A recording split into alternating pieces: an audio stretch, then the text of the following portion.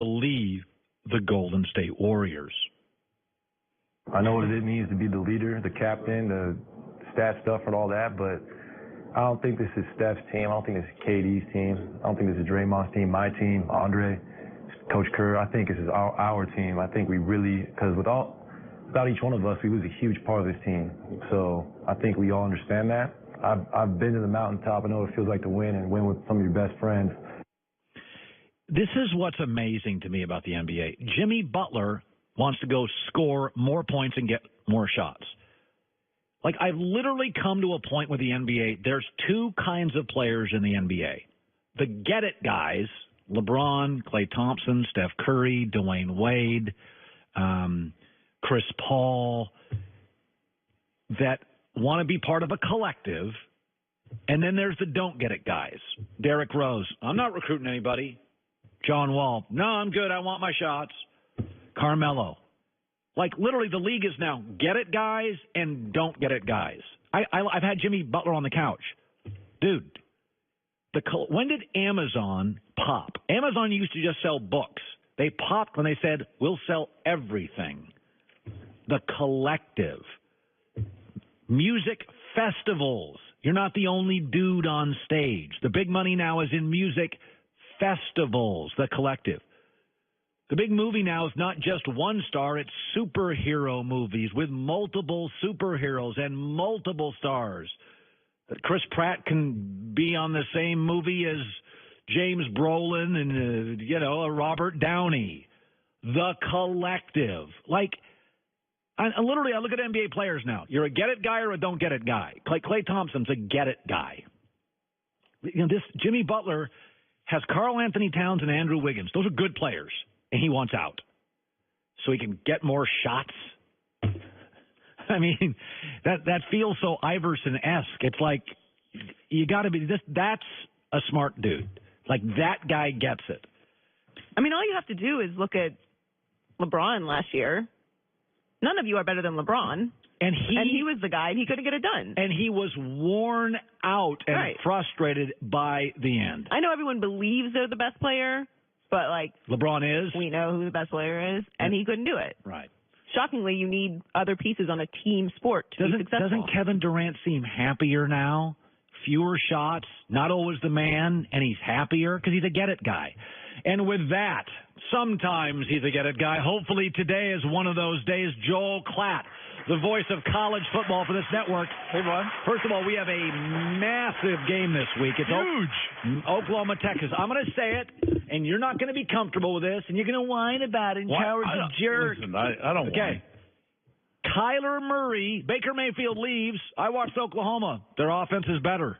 Kyler Murray, the guy's like a jitterbug. He's all over the field. He throws beautiful deep ball.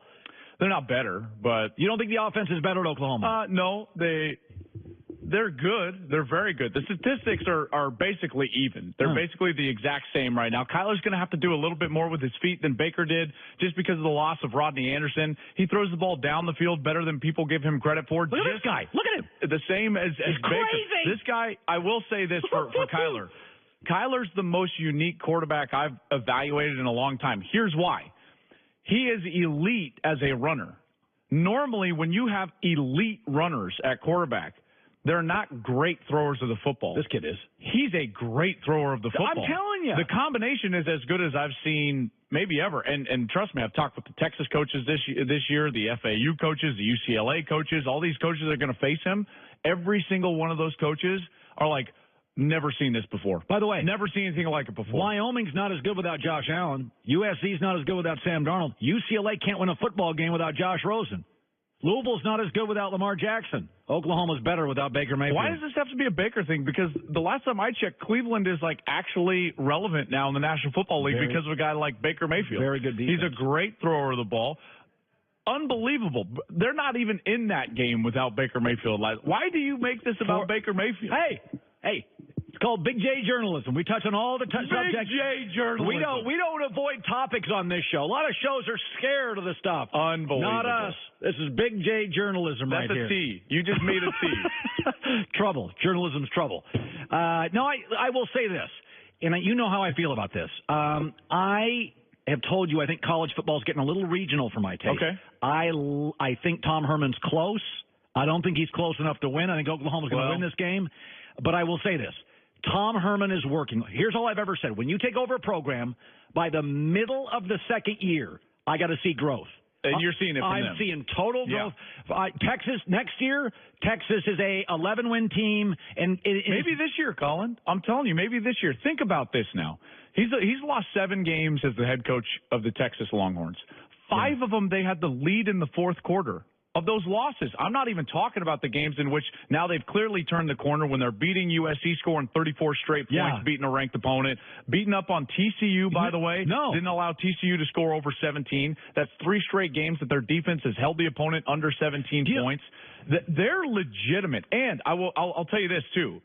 In this game specifically, yes, Oklahoma's unbelievable. Lincoln Riley, probably the best offensive mind in college football. He's the Sean McVay of college football. Yeah, absolutely. He's probably going to get NFL looks at the end of the season. Guess which defensive coordinator is like kryptonite to Lincoln Riley?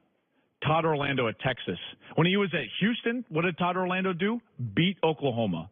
Last year, only defensive coordinator to hold Oklahoma under 30 points. Only one. Georgia didn't do it. Ohio State didn't do it.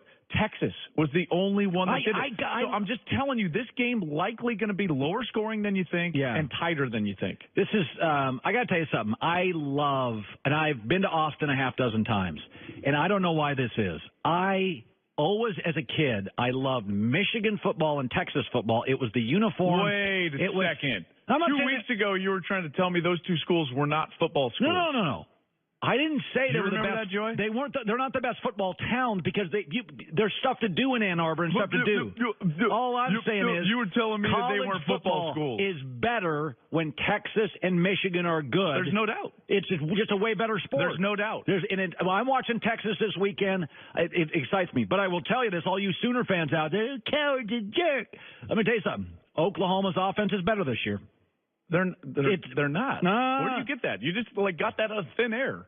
I'll tell you again. Watch the tape. Have you watched the? Yeah. I have this week actually multiple times. Have you watched the game tape? I watched the games.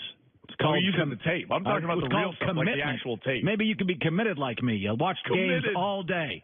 All right. Here's the second thing. I'm going to say this. This guy's amazing. Okay, hold on. So I watched Notre Dame. Now, I predicted they would throttle Stanford. I got to tell you something. Notre Dame fans hate me. This is the best Notre Dame team. Yep. It is the best Notre Dame team since Lou Holtz. I'm not joking. This is a better Notre Dame team than went to the national championship. Absolutely better. Not even close. And this is a serious contender for the playoffs. Yet no question about it. By the way, Stanford's a good team. At the end of that game, they wore Stanford out. Yeah.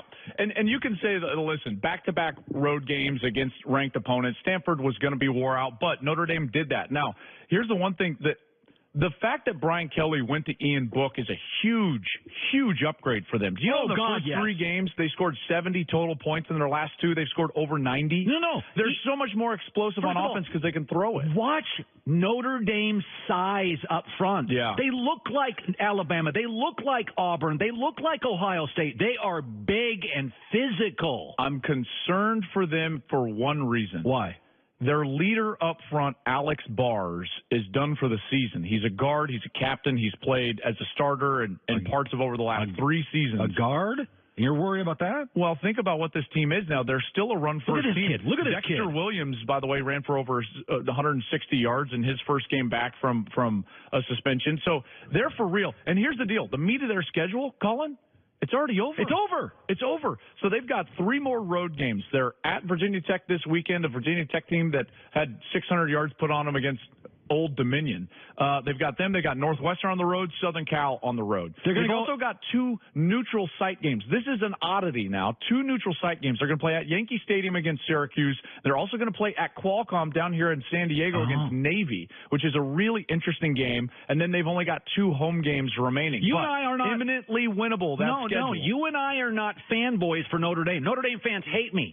I told a friend of mine, USC fan, I said, they're going to throttle USC. They're going to come out to the Coliseum and throttle them. Probably. When I watch them defensively, Michigan's got a good team. For that first half of that game, they were grabbing and throwing Michigan over the field. And Michigan's a real football team. They're not great, but they're a good football team. This is a team that is significantly better than the offensive team that went to the BCS National Championship, and they're better on the defensive side as well.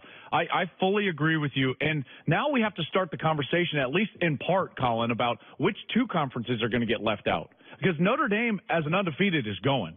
And as a 11-1 you're right. So team, Alabama's in. Notre Dame would be in.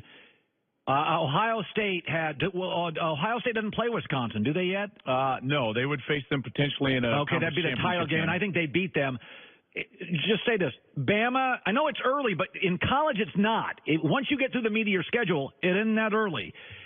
To me, what my eyes are telling me, the teams I've seen are Alabama, Oklahoma, Ohio State, and Notre Dame. I can live with that. That would be finally we get out of this like Clemson Bama thing. And I got to tell you something. When you watch Notre Dame play, watch them up front. Let's just put it to you this way. Okay. If Notre Dame and Clemson both go undefeated, I'd take Notre Dame. So would I. Better schedule. Way better schedule. Way better schedule. Way better schedule. Hey, I'd take Notre Dame in a heartbeat. Notre Dame is looking really good. By the way, as an 11-1, they might get included. So I mean they're in a great spot. They are a serious contender for the college football playoff. Can we get Brian Kelly on the show? I want to be nice to Notre Dame for a change because I really like them. I remember. Do you remember when I was defending Notre Dame against you and I called them a preeminent brand in college football? You're like, it's cold. First of all, I was right. I remember that. The entire argument. You remember when you said Baker year. Mayfield was undraftable? Yeah, I wouldn't. I remember that too. You grab your stuff. I'm out on you. Okay. Won a game in the first time in 600 days. Won a game in the NFL. He hasn't won a game yet as a starter. Hasn't won a game yet. You're right. He had to get inserted as a backup and come back from a 14-point deficit. Nobody had film on him. I mean, it's like literally he came on the field. It's like, oh my God, it's Spider-Man. I don't even know what he does. Who else doesn't have film? You just have game copy. All right, I'm done for the day. Almost upset. Who's your almost upset? I was thinking ASU is probably going to beat Colorado. I hate to say it, Buff. Do you think it's going to be close? Probably going to be close. ASU is an outright dog. Colorado is 4-0, but they've beaten on teams that are combined 1-16. We got to go, Clat. Almost upset. Geico has over 75 years of great savings and service. With such a long history, it's easy to trust Geico. Thank you, Todd. It's not just easy. It's being a master of hypnotism easy. Hey, I got your text. Sleep. Doug, when I snap my fingers, you're going to clean my gutters. Ooh, I should clean your gutters. Great idea. It's not just easy. It's Geico easy. Todd, you will go make me a frittata. Now with a Duper 6 deal, pick from the new Crispy Chicken Tender, or the Crispy Chicken Sandwich, or the Spicy Crispy Chicken, or the Flame Grilled Whopper. Match or mix. Any two will cost you $6. Only at Burger King. We need to date more rock stars. We're not dating.